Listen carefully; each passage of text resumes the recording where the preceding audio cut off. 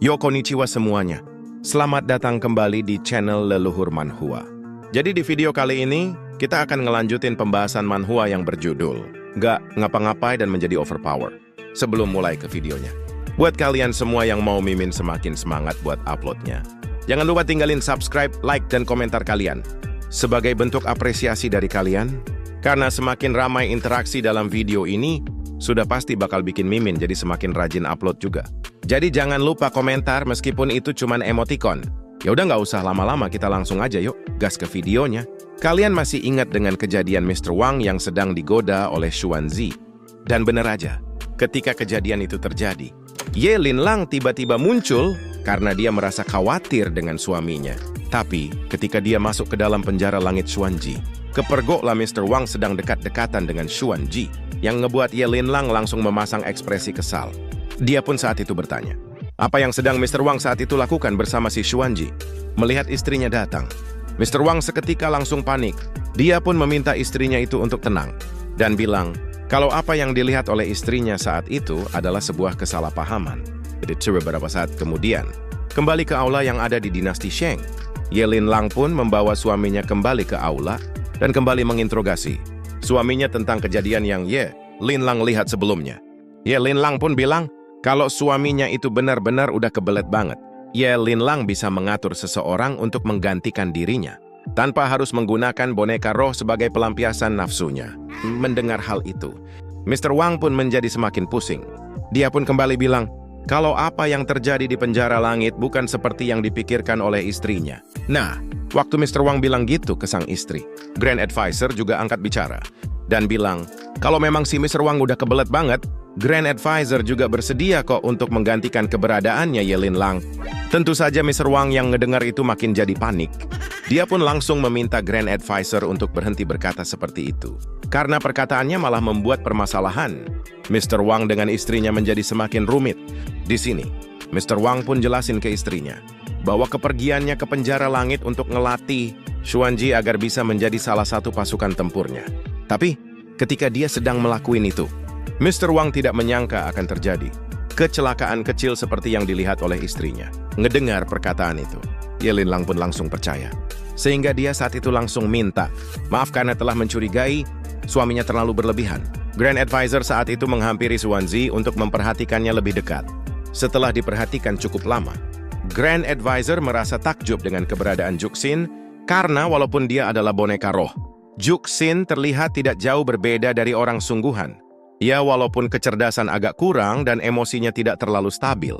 Mendengar ucapan Grand Advisor, Mr. Wang pun berkata di dalam hatinya, pil pencerahan roh asal memiliki cooldown pada efeknya, sehingga akan memakan banyak waktu sebelum dapat diberikan lagi kepada si Xuanji. Baiklah, aku masih punya 2 potongan go putih yang tersisa.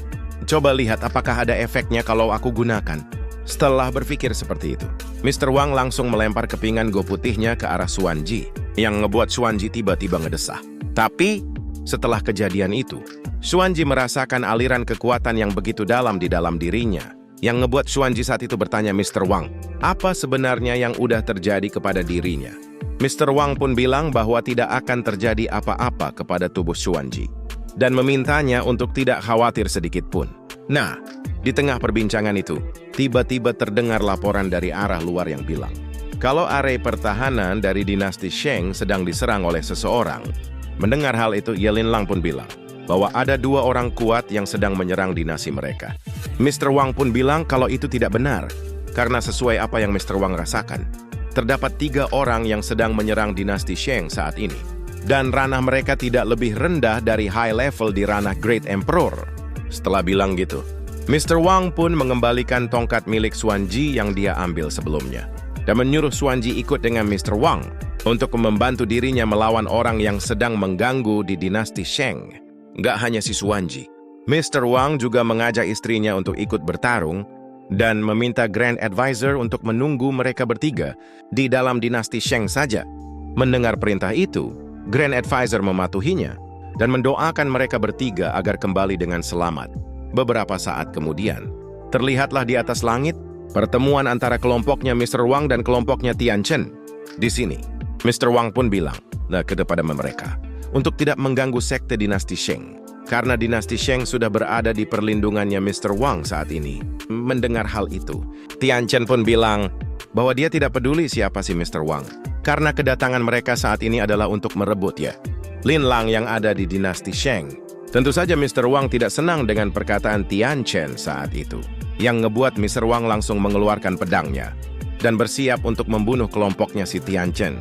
Di sini, melihat kekuatan dan tampang dari Mr. Wang, Mei Niang merasa terpukau dengan hal itu, yang ngebuat Tian Chen saat itu menjadi sangat kesal. Dia pun kembali meremas sesuatu yang ada di tangannya, yang ngebuat Mei Niang saat itu langsung berteriak kesakitan. Melihat kejadian itu, Mr. Wang pun nanya ke sistem apa yang sedang dilakukan oleh Tian Chen kepada rekannya tadi, dan apa fungsi dari liontin giok yang sedang dipegang oleh Tian Chen. Sistem pun jelasin kalau liontin itu berhubungan dengan teknik pengendali jiwa, dan itu adalah hal umum yang ada di dunia kultivasi. Di tengah perbincangan mereka berdua saat itu, tiba-tiba Mei Niang menggoda Mr. Wang dari kejauhan dengan meminta Mr. Wang untuk bersikap lembut kepada dirinya. Tentu saja si Lin Lang langsung terpicut emosi. Dia pun langsung menghunuskan pedangnya dan menyuruh si Mei Niang untuk menjauh dari suaminya. Melihat Mei Niang yang terus bercanda saat itu, Dongfang jadi sangat kesal. Dia pun menyuruh rekan-rekannya untuk menangkap si Lin Lang, dan dirinya akan melawan Mr. Wang dengan kekuatannya sendiri. Setelah bilang gitu, Dongfang langsung gunain kekuatannya ke arah Mr. Wang, yaitu berupa teknik yang bernama Black Evil Netherworld Palm. Melihat serangan yang datang ke arah tuannya, Xuanji langsung bergerak cepat ke depan Mr. Wang dan menggunakan senjatanya untuk melindungi tuannya. Tapi, ketika Xuanji ngelakuin itu, Mei Niang tiba-tiba muncul di belakang Mr. Wang dan menggunakan potongan kainnya untuk menangkap si Mr. Wang. Menyadari hal itu, Mr. Wang pun menggunakan pedangnya untuk menghancurkan perban dari Mei Niang. Tapi sayangnya, kain itu terlalu kuat. Bahkan pedangnya Mr. Wang tidak dapat membelah potongan kainnya si Mei Niang. Menyadari hal itu, Mr. Wang pun jadi panik. Dia pun saat itu bertanya-tanya, kenapa pedangnya tidak dapat memotong potongan kainnya si Mei Niang?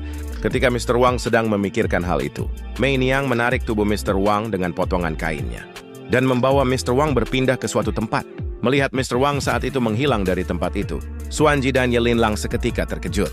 Sedangkan di sisi lain, di tempat Mr. Wang berada, Mr. Wang menyadari ada keanehan di dalam tempatnya saat ini. Ditambah lagi, terdapat banyak kelopak bunga yang berterbangan saat itu, yang ngebuat Mr. Wang jadi penasaran apa sebenarnya yang udah terjadi kepada dirinya. Di tengah pemikirannya saat itu, Mei Niang yang penuh nafsu menjadi senang karena berhasil menangkap Mr. Wang. Dia pun bertanya kepada Mr. Wang, apa Mr. Wang mau menjadi boneka patuhnya si Mei Niang? Tentu saja Mr. Wang menolak hal itu, yang ngebuat Mei Niang saat itu menjadi sangat kesal. Dia pun mengeluarkan kekuatannya di hadapan Mr. Wang, sambil bilang bahwa orang yang telah masuk ke dalam ruangan sumi yang dia buat, teks deck adalah kembali dengan selamat. Mendengar hal itu, Mr. Wang menjadi tidak senang. Dia pun langsung menghunuskan pedangnya dan melancarkan serangannya ke arah Mei Niang. Melihat serangan yang datang ke arahnya, Mei Niang pun jadi panik.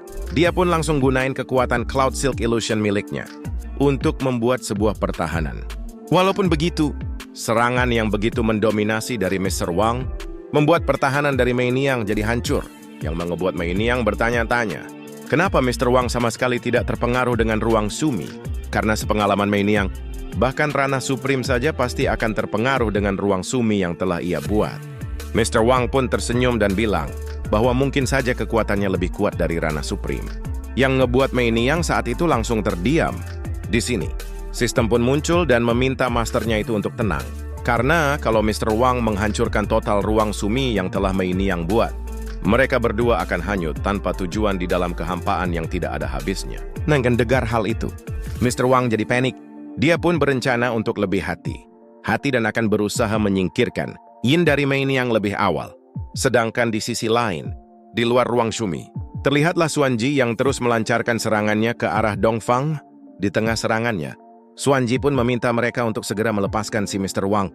Dongfang pun bilang bahwa yang sudah masuk ke dalam ruang suminya Mei Niang, mereka pasti bakal mati saat keluar. Yang ngebuat Xuanji saat itu menjadi sangat kesal dan kembali melancarkan serangannya ke arah Dongfang.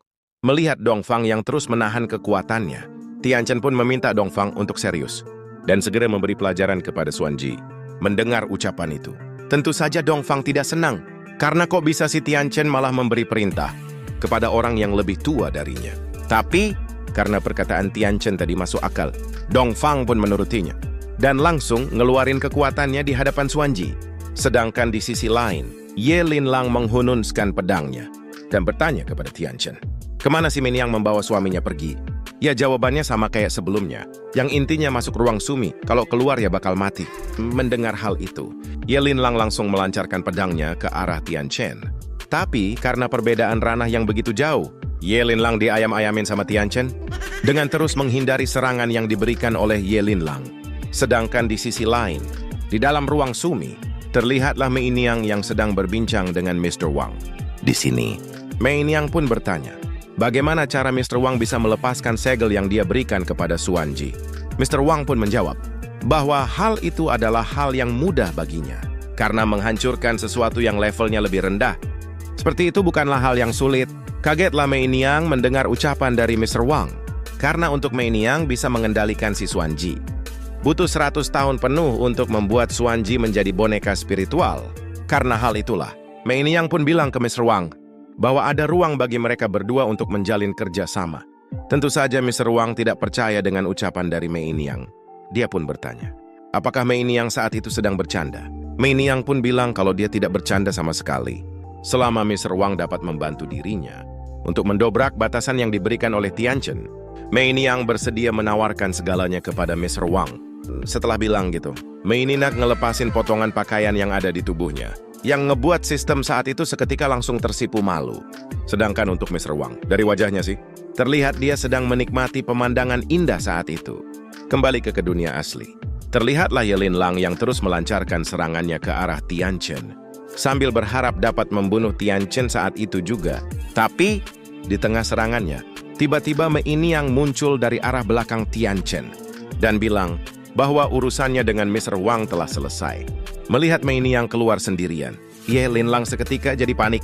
Dia pun bertanya, apa yang telah Mei Niang lakukan kepada suaminya? Tian Chen pun bilang bahwa sudah jelas si Mr. Wang udah mati saat ini, karena tidak ada yang berhasil selamat selama orang itu masuk ke dalam ruang suminya si Mei Niang. Dan chapter kali ini ditutup sampai di sini aja. Oke lah, sampai di sini saja alur cerita dari nggak ngapa-ngapai dan menjadi overpower. Sampai jumpa di video selanjutnya.